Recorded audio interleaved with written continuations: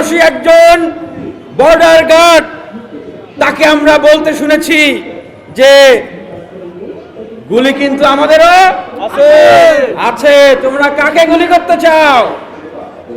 আমরা ভারত সরকারকে বলতে চাই, এই সরকার আর আপনাদের আগের সরকার নাই যে স্বামী স্ত্রীর সম্পর্ক।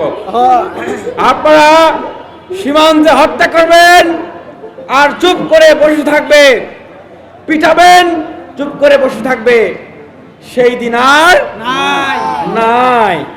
এখন চোখে চোখ রেখে কথা হবে, সমুচিত জবাব হবে।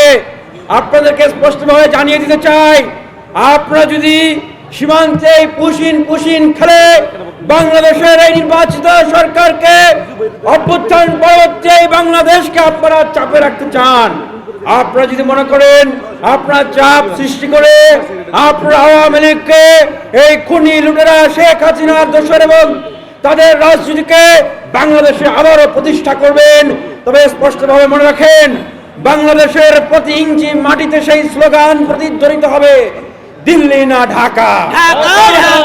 বাংলাদেশের 56,000 বর্গ মাইলের প্রত্যেকটা বর্ডারে এই স্লোগান চলবে, আমাদেরও গুলি আছে।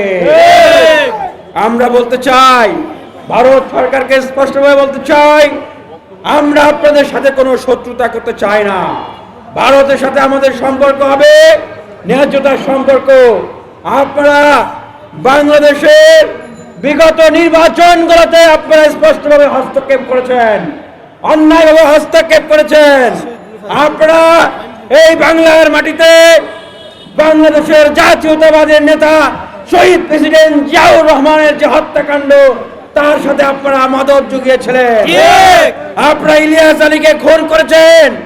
আপনারা এই জামাত ইসলামের নেতা, তাদেরকেও বলতেছি, আপনাদেরকেও ভূমিকা রাখতে হবে। আপনাদের আলী হাসান মুজাহিদ নিজামীদেরকেও কিন্তু ভারতীয় রায়ের প্রেসক্রিপশনে হত্যা করা হয়েছে। শহীদ ওসমান হাদিকে কারা হত্যা করেছে? আমরা ভারতের স্বরাষ্ট্রমন্ত্রীর কাছে জানতে চাই, ভারতের স্বরাষ্ট্রমন্ত্রী, আপনি জবাব দিবেন, আপনি বৃহৎ একটা রাষ্ট্রের স্বরাষ্ট্রমন্ত্রী।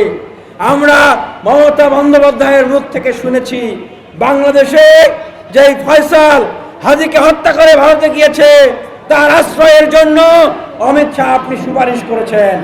আমরা জানতে চাই, এই হাদিকে কারা হত্যা করিয়েছে?